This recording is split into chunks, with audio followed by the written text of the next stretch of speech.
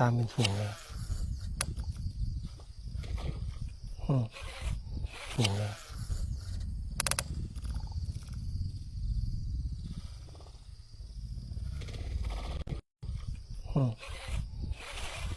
ไม่เอาสิ่งไซส์นี้จะ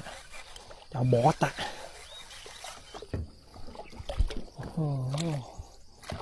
เว้นอารวาส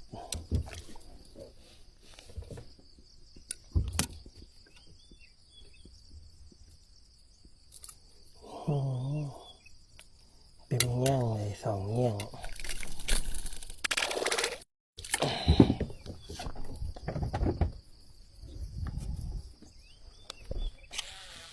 เจ้าบอส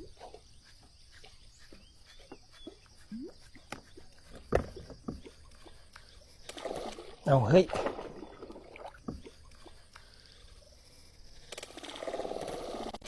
เอาเฮ้ยโอ้โห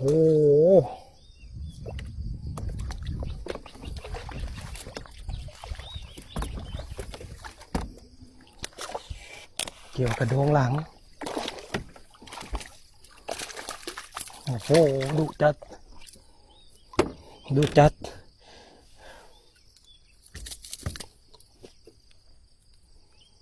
ไม้ต่อไม้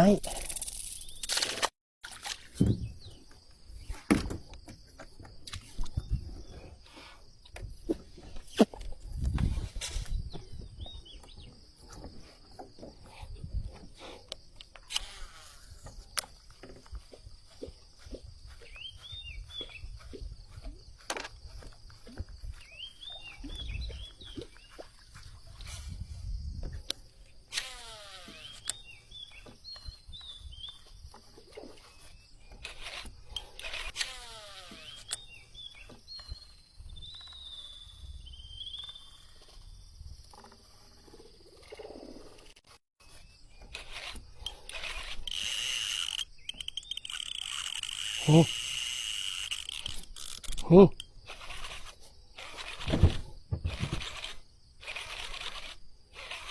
ุยอะไรมากัดมันปะวะ